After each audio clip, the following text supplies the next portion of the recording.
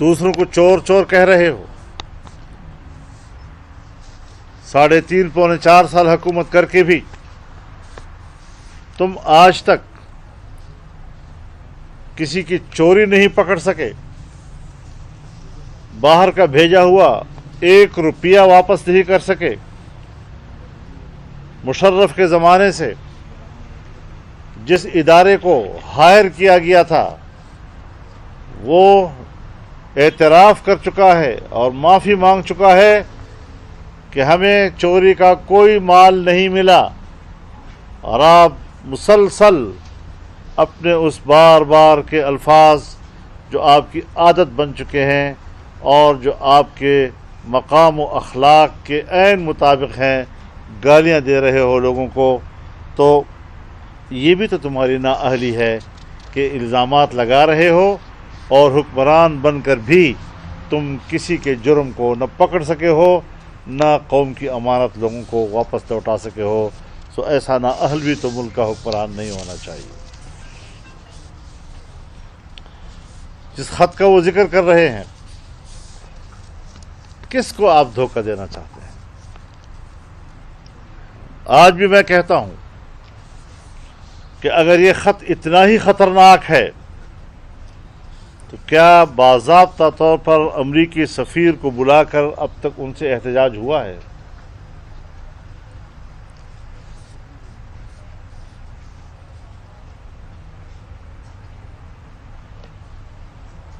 کیا یہ پاک ایمبیسی کی اسسمنٹ ہے؟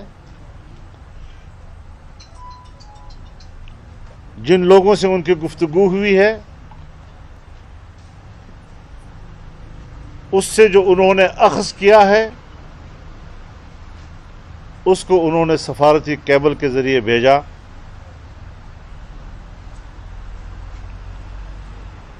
تو پھر اپنے سفیر کو اب تک تحقیقات کے کٹہرے میں کھڑا کرنے کے لیے پاکستان کیوں نہیں بلایا گیا؟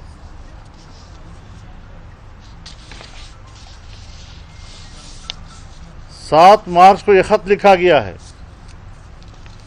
اور پھر OIC کے اجلاس میں اسی امریکی ڈیلیگیشن کو دعوت دی گئی اور اس میں شرکت کے اعزاز سے سرفراز کیا گیا. عجیب بات ہے، کیا لوگوں سے تم بیوقوف بنا رہے ہو؟ یہی امریکہ جب اس کا صدر ٹرمپ تھا اور آپ کو وہاں ان سے ملاقات کی پذیرائی ملی تھی تو آپ نے واپسی پر جشن منایا اور کہا یوں محسوس کر رہا ہوں جیسے میں ایک بار پھر ورلڈ کپ جیت کر آیا. لیکن آج جب امریکہ کا دوسرا صدر وہ آپ کو فون کرنے کے لیے تیار نہیں ہے تو اب بین الاقوامی سازش ہو گئی ہے. یعنی اگر وہ آپ کو تحفظ دیں، وہ آپ کو سپورٹ کریں، آپ کے جائز و ناجائز کو تحفظ دیں تو پھر تو امریکہ ٹھیک. لیکن اگر وہ آپ کے ناجائز کو جائز کہنے کے لیے تیار نہ ہو تو پھر وہ دشمن ہو جاتا ہے. امریکہ سے اختلاف اگر برملا اور میدان میں کھڑے ہو کر ڈٹ کر کسی نے کیا ہے وہ جمعیت علماء اسلام ہے، وہ فضل الرحمان ہے جس نے میدان میں کھڑے ہو کر عالمی استعمار کو للکارا ہے. یہ جب میں اس کو للکار رہا تھا تو تم ان کے بوٹ پالش کر رہے تھے، میں تمہیں نہیں جانتا. جب جنرل مشرف امریکہ کے بوٹ پالش کر رہا تھا تو آپ جنرل مشرف کے لیے کمپین چلا رہے تھے، ریفرنڈم میں آپ اس کا ساتھ دے رہے تھے. جس طرح مودی ابھی برسر اقتدار نہیں آیا تھا اور آپ اس کے آنے کے لیے خوش ہو رہے تھے کہ وہ آئے گا تو کشمیر کا مسئلہ حل کر لے گا، سو یہ جو حل کیا ہے آپ تو اس سازش میں شریک ہیں ان کے ساتھ.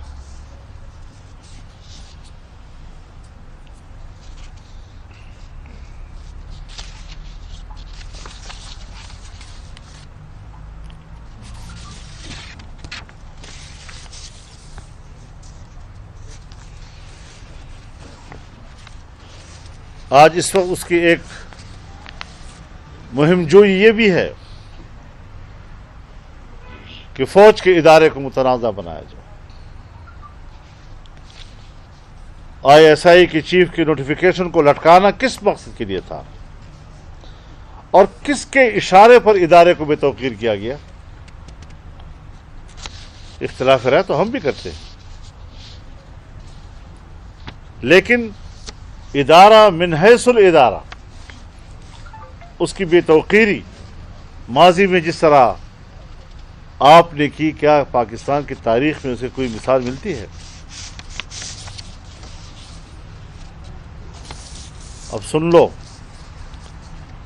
تمہاری بہانوں اور نشانوں کی سیاست ختم ہو چکی ہے. اب اپنے گھر کا راستہ تاڑنے کی بجائے کسی اور گھر کا راستہ تاڑنے کی فکر کیا کرو. عیاشیوں کا تیرا دور ختم ہو چکا ہے. پوری دنیا کا احتساب کرنے والا آج انشاءاللہ خود احتساب کے کٹہرے میں کھڑا ہوگا. تو اس حوالے سے ہم ان کی اس تقریر کو مسترد کرتے ہیں اور ایک ہارا ہوا انسان آج اپنی شکست کا اعتراف کے ساتھ گفتگو کر رہا تھا. اب تو سالوں کی بھی بات نہیں، مہینوں کی بھی بات نہیں، ہفتوں کی بھی بات نہیں، اب تو 1-2 دنوں کی بات ہے. اب تو حساب کتاب گھنٹوں کے حساب سے ہو رہا ہے اور آپ کا جانا ٹھہر گیا ہے. اور جس دن آپ جائیں گے یہ دن قوم کے لیے نجات کا دن ہوگا کہ ایسے نااہل، ایسے نالائق، ایسے ناجائز حکمران سے قوم کو نجات مل گئی ہے. اور جن لوگوں کو آپ بکاؤ مال کہتے ہیں، جن کے بارے میں آپ کہتے ہیں کہ یہ ضمیر فروش ہیں، جب آپ جہاز اڑا کر ہر شہر میں جا کر ضمیر خرید رہے تھے، ممبران کو خرید رہے تھے اور اپنی حکومت بنا رہے تھے، اس وقت یہ آپ ہی کی نظر میں باضمیر تھے. آج جب وہ آپ کے خلاف میدان میں اتر آئے ہیں تو اب وہ ضمیر کے فروخت کرنے والے ہو گئے ہیں. ایک معیار رکھو، روز روز تمہارے معیار بدلتے رہتے ہیں. ہماری طرح ہو جاؤ. پہلے دن سے آپ کو جو کہا ہے آج بھی اس پر قائم ہیں. ایک لمحے کے لیے ہمارے موقف میں آپ کے لیے کوئی جھول نہیں آیا. اپنے موقف پہ ڈٹے رہنے کا سبق سیکھو. روز روز سیاست تبدیل کرتے ہو، کبھی ڈکٹیٹر کے ساتھ، کبھی اس کے ریفرنڈم کے لیے تحریک چلانے والے، پھر اسرائیل کے ایک تنظیم کے ساتھ ہو کر آپ کہتے ہیں میں اینٹی وار ایک NGO کے ساتھ ہوں. وہ کون ہے جس کے الیکشن کمپین کے لیے آپ گئے تھے؟ وہ کنزرویٹو فرینڈز آف اسرائیل کارکن ہے، اس کا نمائندہ ہے. اس کے لوگوں کو پیچھے رکھ کر تم نے وہاں ان کے لیے کمپین چلائی ہے. ہم تمہارے اصل کو جانتے ہیں، تمہاری حیثیت کو جانتے ہیں، تمہارے رشتے کہاں کہاں پر ہیں، اور تم آج بھی اسلام اور دین اسلام کے خلاف کیا کیا سازشیں کر رہے ہو اور چادر اوڑھ رہے ہو. کبھی ریاست مدینہ کی، کبھی رحمت اللہ عالمین اتھارٹی کی، اور کبھی کس مقدس نام کی. منکر ہو کر اپنا نام معروف رکھتے ہو اور امر بالمعروف کے نام سے جلسے کرتے ہو. غلاظتوں کا ڈھیر، اس کے اوپر قرآن کریم کا مقدس نام لکھتے ہو. اب یہ کھیل ختم ہو چکے ہیں تیرے. اب تو بے نقاب ہو چکا ہے.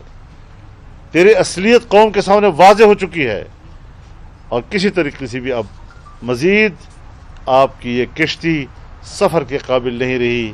یہ اب ڈوبنے کو ہے اور ایک آدھ دن میں تمہاری کشتی سمندر میں غرق ہو جائے گی اور قوم نجات پائے گی. وآخر دعوانا الحمدللہ. مولانا صاحب یہ فرمائیں کہ آج جو قومی اسلامتی کمیٹی کا اجلاس ہوا ہے، کئی دنوں سے یہ بحث جاری تھی کہ یہ کیبل ہے، یہ خط ہے، یہ کیا ہے، لیکن آج قومی اسلامتی کمیٹی نے جو اعلامیہ جاری کیا ہے جس میں فوجی سربراہان بھی موجود تھے، اس اعلامیہ کو ظاہر ہے جوائنٹلی جاری کیا جاتا ہے، ہمیشہ سے یہی ہوتا ہے، تو اس میں انہوں نے اس کو درست قرار دیا ہے. تو کیا آپ سمجھتے ہیں کہ یہ اعلامیہ درست ہے؟ حضرت اعلامیہ کی بات نہیں ہے، خط کی بات ہے. اب خط جو ہے اس کو میں نے تفصیل سے بات کہہ دی ہے کہ ایک عام طور پر ڈپلومیٹک پریکٹس کہ جس کے تحت ایک سفیر مختلف دنیا کے لوگوں سے ملتا رہتا ہے اور پھر وہ جو اخذ کرتا ہے اس کو تحریر میں لا کر ملک میں بھیجتا رہتا ہے. اس میں یہ بھی ہوتا ہے کہ آپ کے یہ اقدام اچھے ہیں, یہ بھی ہوتا ہے کہ فلاں نے ہمیں تاثر دیا کہ ہم آپ کو سپورٹ کریں گے, اس میں یہ بھی ہوتا ہے کہ آپ کا یہ عمل صحیح نہیں ہے, آپ کی یہ پالیسی صحیح نہیں ہے, اس سے آپ کو نقصان پہنچ سکتا ہے. اور یہ ساری چیزیں جو ہیں کیبل کے تحت ملک میں آتی رہتی ہیں, معمول کا عمل ہے. لہٰذا اس قسم کی چیزیں کہ جو ایک سفیر لوگوں سے گفتگو کر کے کچھ اخذ کرتا ہے, اس پہ کچھ صحیح بھی ہو سکتا ہے, اس پہ کچھ غلط بھی ہو سکتا ہے, تو آج آپ ان چیزوں کو صحیح کہہ رہے ہیں. اور اگر امریکہ کے ایک سفیر کی اسی طرح کا پریکٹس وہ وکی لیکس کے ذریعے سے سامنے آتا ہے, وہ حوالہ بنتا ہے ہمارے خلاف. کچھ معیار ایک رکھو نا, تو ہم اس کو بھی جانتے ہیں. تو یہ ہم وکی لیکس کو بھی جانتے ہیں, ہم ایمی لیکس کو بھی جانتے ہیں. دونوں کے معیار کو ایک رکھنا چاہیے. اچھا حضرت, انصاف کا تقاضا تو یہ ہے کہ جب آپ لوگ آئے تو آپ بھی وہ چھان بین کریں سارا کچھ. کیا آپ سمجھتے ہیں کہ ان کے اکاؤنٹس کی بھی انویسٹیگیشن ہونی چاہیے جو لوٹ مار 3.5-4 سال میں ہوئی ہے؟ کیا آپ لوگ کوئی آپس میں مشاورت کر رہے ہیں؟ دیکھیے, بات بنیادی یہ ہے کہ بہت سی چیزیں خود اس کی اس وقت وہ حکمران ہونے کے ناطے اثر رسوخ استعمال کر رہا ہے. کتنی درخواستیں اس نے الیکشن کمیشن کو دی ہیں کہ فارم فنڈنگ کیس نہ سنا جائے, کتنی درخواستیں ان نے عدالت کو دی ہے کہ بی آر ٹی کے کیس کو نہ سنا جائے, معلوم جبہ کیس کو نہ سنا جائے. اپنے لیے انصاف کو مؤخر پہ مؤخر کیا جا رہا ہے. تو ظاہر ہے کبھی اس تاخیر کا انتہا بھی تو ہوگی. کبھی تو وہ دن آئے گا کہ جب اس کو اپنا چہرہ, حقیقی چہرہ, بے نقاب چہرہ شیشے میں نظر آئے گا.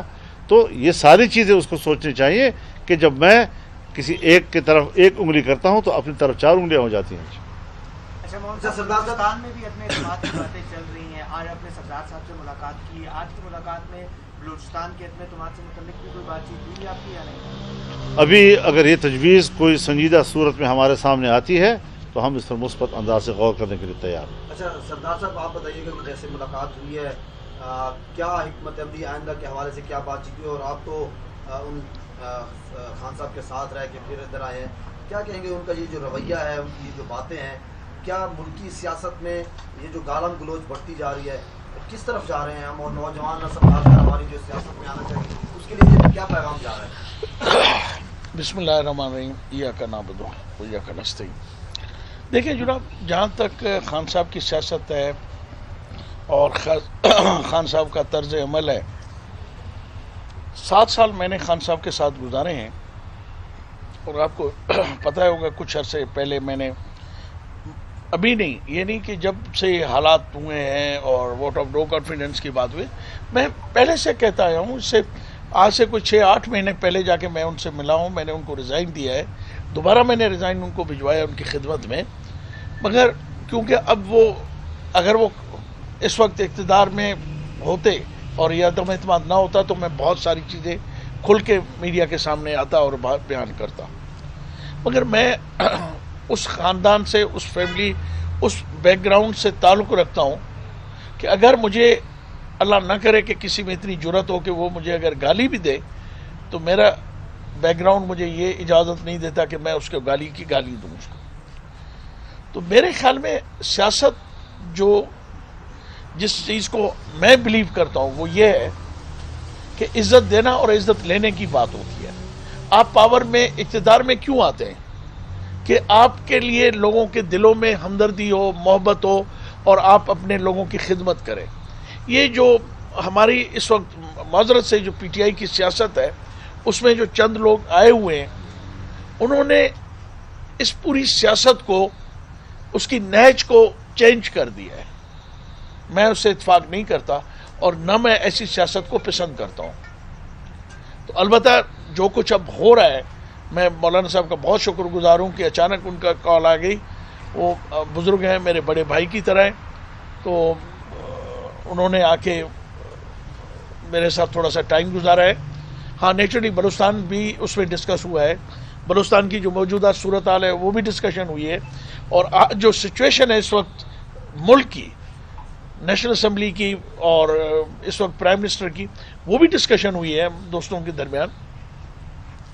मैं समझता हूँ कि इस वक्त बहुत ज़्यादा अहम मसला है अदम एतमाद का, और इस वक्त जो मुल्क की जो संगीन सूरत हाल है, उसके बाद इंशाल्लाह बहुत जल्द बलूचिस्तान के अंदर भी हम बैठेंगे, मौलाना साहब से डिस्कस भी करेंगे, उनसे हम रहनुमाई भी लेंगे और उनके साथ बैठ के बलूचिस्तान के फ्यूचर में, क्योंकि मैं समझता हूँ कि बहुत बड़े स्टेक होल्डर हैं बलूचिस्तान में मौलाना साहब।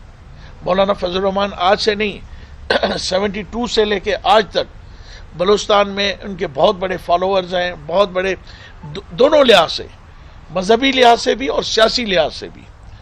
और हम बलूचिस्तान की जब हम सियासत की बात करते हैं तो जमीयत उलमा इस्लाम और मौलाना फजल रहमान को हम नज़रअंदाज करके हम बलूचिस्तान की सियासत के बारे में सोच भी नहीं सकते।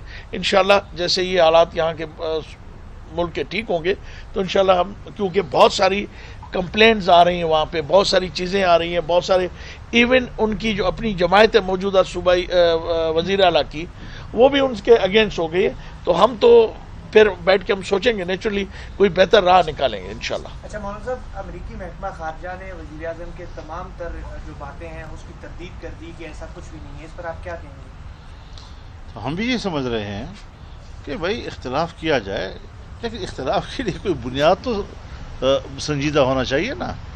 अब आप एक आम किस्म की जो एक सफारती प्रैक्टिस होती है, उसमें आज अपने अदम एतमाद के दिनों में, जबकि ये रोज़ाना आती हैं, रोज़ाना के हिसाब से ये केबल रोज़ाना आ रही होती हैं और यहाँ पर सफारत खाना देख रहा होता है, आपने आज तक एक्शन क्या लिया इनके खिलाफ? तुम तो अभी तक अमरीकियों को बड़े एजाज़ के साथ ओआईसी में बुलाते रहे। तो आज जो तुम्हें ज़रूरत पड़ गई है इस तरह की भोंडी किस्म की हरकतें कि अपने इक़्तिदार को बचाने के लिए भोंडी किस्म और मुल्क के लिए मुश्किलात पैदा करना, कोई संजीदा मौजू पे इख्तिलाफ राय हो तो फिर तो हम भी कहेंगे कि भाई ये पाकिस्तान का स्टांस है और हम पाकिस्तान के स्टांस का दिफा करेंगे। अमेरिका लाख ताकतवर कुव्वत हो, लेकिन सही और हक बात से तो हमें कोई नहीं रोक सकता। लेकिन एक आम सी बात को बतंगड़, पर को परिंदा बनाकर और बात को बतंगड़ बनाकर पेश करना, ये जो रिवायत उन्होंने चलाई है ये नाकाम हो गई है, ये ठुस-पुस हो गई है, इसकी कोई हैसियत नहीं है और ये सहारा उसका टूट चुका है। अच्छा मौलाना साहब, इमरान खान साहब ने अपनी तकरीर में कहा है कि जो अपोजिशन अदम एतमाद लाई है वो गैर मुल्की ताकतों के सहारे पर लाई है, 7 को जो है वो खत पहुंचा, 8 को अदम एतमाद आ गई, इस पर क्या कहें? तो ये हिसाब किताब उनका राब्ता होगा ना किसी के साथ बाहर, हमारा तो कोई राब्ता नहीं है, हम तो अपने हिसाब से चल रहे हैं। जब वो नाअहल है, जब वो नाजायज़ था, जब वो नालायक साबित हुआ तो उसका मलबा गैर मुल्की साजिश के नाम पे डाल देना, ये भी आप समझ लें कि ये कितना क्या क्या करतब खेल रहा है इस फौजी। कोई करतब कामयाब अब नहीं होती, नज़र के हालत में कल्मा भी कबूल नहीं होता। अच्छा, एक आखिरी सवाल हजरत, क्या ऐसा तो नहीं है कि इनको 1-2 दिनों में कहीं से कुछ वो ब्रीथिंग स्पेस मिलेगी, या कोई आपको ऐसी तवक्को है कि कोई ऐसी उन्हें कोई ताकत मिल सकती है? मेरे ख्याल में कोई चीज़ नहीं है। इस पर आज भी हमारी मीटिंग हुई है, बड़ी तफसील के साथ मीटिंग हुई है और इसका जाना ठहर गया है। इसके अलावा अब कोई रास्ता नहीं है उसके पास और कौम इंशाअल्लाह जश्न मनाएगी और यौम निजात मनाएगी और इंशाअल्लाह ये तारीख रात छट जाएगी और नया सहर इंशाअल्लाह तुलू होगा। अच्छा मौलाना साहब, वो कह रहे हैं, खान साहब कह रहे हैं कि मैं जब बाहर आऊँगा तो ज़्यादा खतरनाक है, इस पर क्या? उसके ख़तरे हमने सारे देखे हुए हैं ना, 22 साल से खतरा रोज़ाना का खतरा, अब बिल्कुल ही खतरा नहीं रहा। तो वो अपने आप में पता नहीं कोई उसका साइकी का मरज़ है उसका कि वो अपने आप को बहुत अजीब शय समझता है जी, और हम उसे कुछ नहीं समझते। लिहाजा उसका अभी भी 10 लाख लोग, 10,000 लोग नहीं थे जी, तो वो बात उसके रौबदार तो पहले भी समझ में आ गया। लिहाजा भड़के मारने से कोई आदमी ताकतवर नहीं बनता जी। पागल के बाद बावलापन जो है ये कोई इंसान को मकाम नहीं अता किया करता, ये और ले डूबता है इस किस्म की बात। तो इन चीज़ों से हमें डराते हो, क्या फिद्दी और क्या फिद्दी का शोरबा, तुम हो क्या चीज़ के हमें इस किस्म की चीज़ों से डराते हो? हमें तुम्हें तिगनी का नाच नचवाया है और हम तुम्हें बता सकते हैं कि क्या कीमत होती है कौम के साथ मजाक करने की।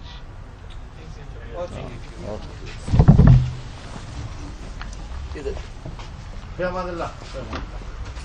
अच्छा जी, बहुत बहुत शुक्रिया, बहुत शुक्रिया।